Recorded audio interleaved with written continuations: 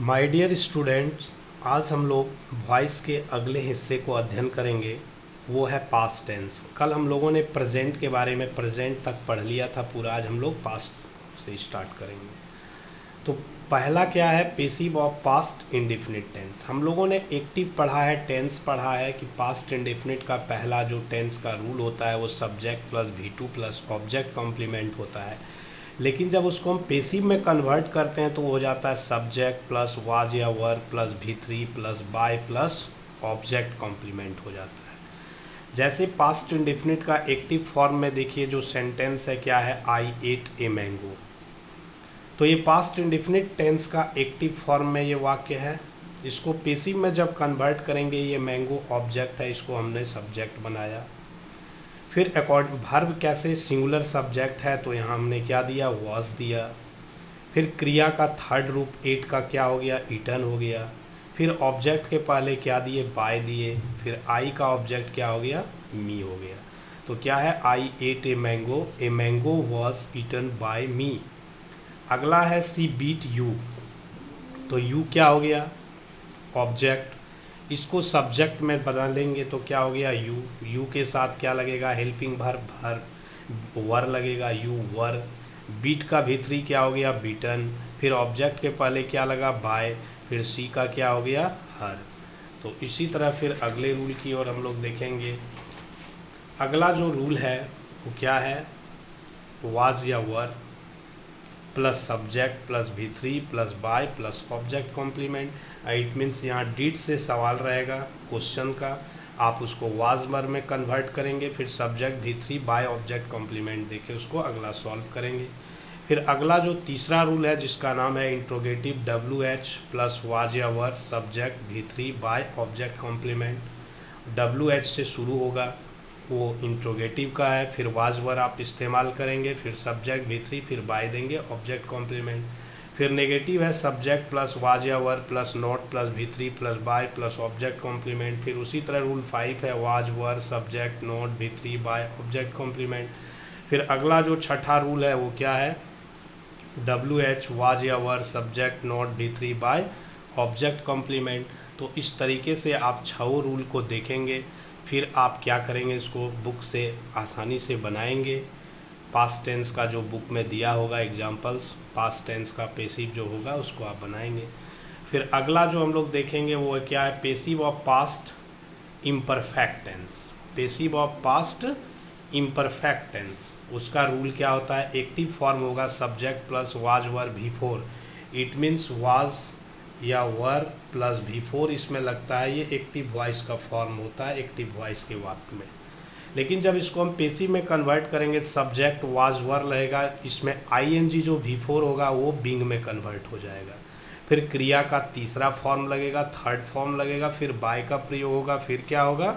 Object complement हो जाएगा। जैसे Rani was teaching you, Rani was teaching you, तो Rani was teaching you, you object हो गया, तो इसको सब्जेक्ट बनाएंगे तो यू हो गया।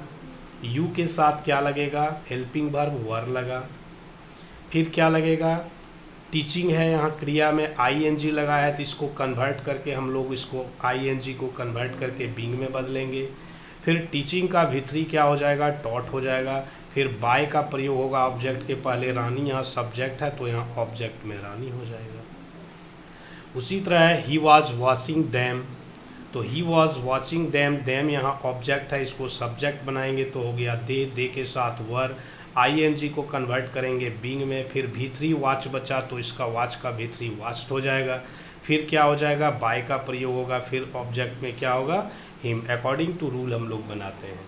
फिर अगला उसी तरह रूल है was or were plus subject being V3 by object complement. 3 वाला रूल है WH was or were subject being V3 by object complement. ये क्या हो गया? रूल नंबर 3, WH वाज या were plus subject plus being plus V3 plus by plus object complement. फिर अगला हम लोग देखेंगे, ये रूल 3 हो गया। फिर अगला जो है वो रूल 4 है। रूल 4 में क्या है? Subject was were not being V3 by object complement. फिर अगला रूल 5 है was were subject not being V3 by object complement. फिर रूल 6 है अगला, WH वाज या were subject not being V3 by object complement. ये छठा रूल हो गया passive of past imperfect tense का।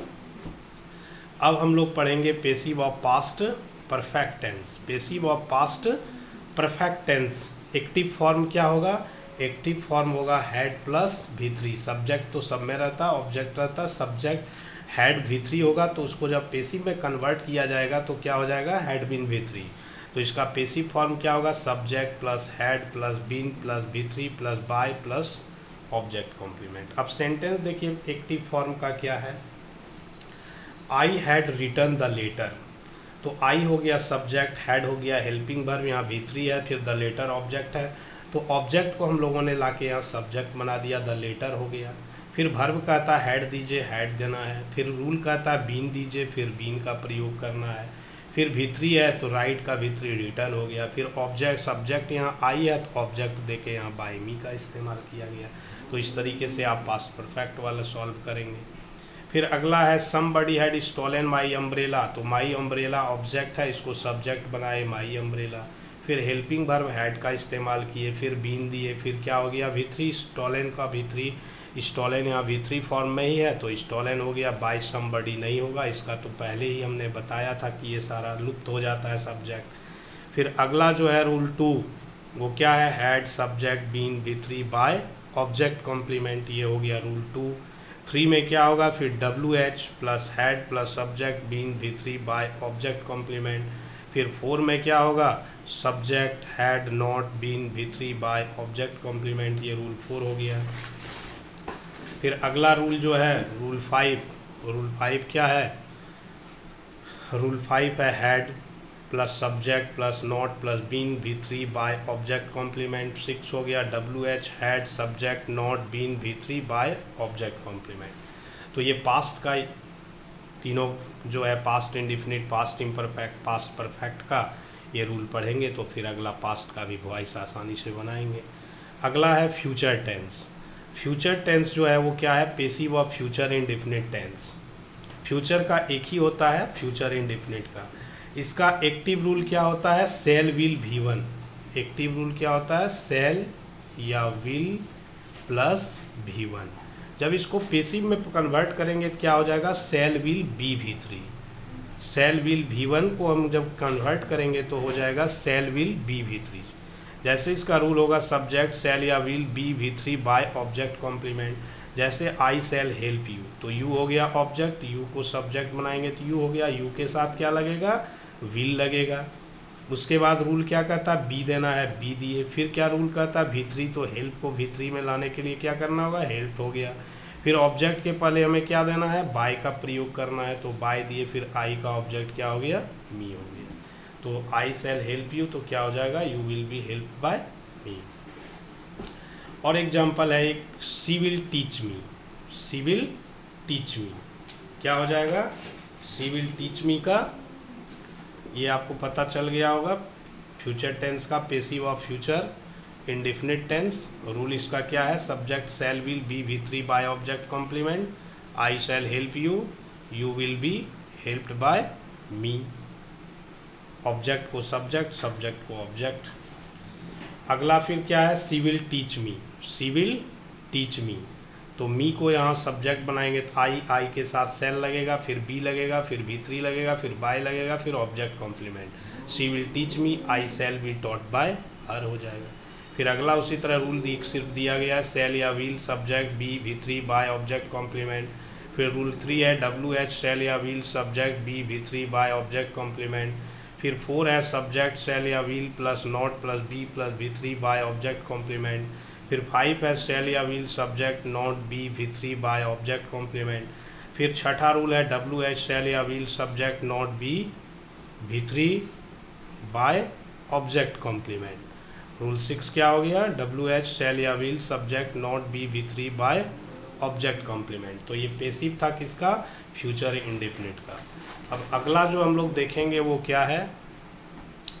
Passive of model auxiliary verb. हम जानते हैं कि मॉडल एक्जुलरी वर्ब का पेसिव फॉर्म, एक्टिव फॉर्म जो होता है वो मॉडल प्लस V1 होता है। मॉडल का मतलब होता है can, could, may, might, shall, should, will, would, must और to, these are 10 modal auxiliaries.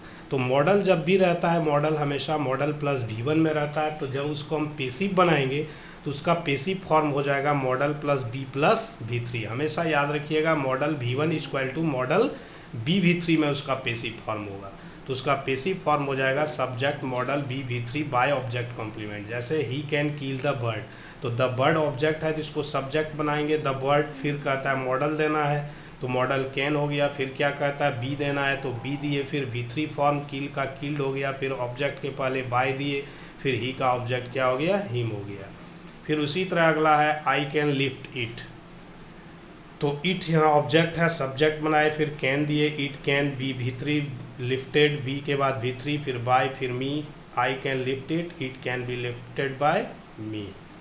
अगला है he may defeat you, you object हो गया, सब्जेक्ट बनाए, यू मे फिर बी दिए अकॉर्डिंग टू रूल बी, फिर डिफीट का V3 डिफीटेड, फिर बाय दे के ऑब्जेक्ट ही का क्या हो गया, ही, तो he may defeat you, you may be defeated by him.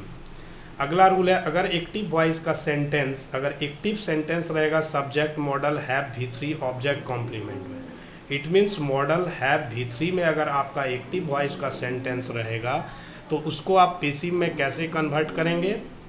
Passive में कन्वर्ट करने के लिए subject modal have been V3 by object complement का इस्तेमाल करेंगे। नोट यहाँ देखिए दिया है modal have V3 equal to modal have been V3, आपको याद रखना है modal have V3 equal to modal have been V3 में कन्वर्ट हो जाएगा।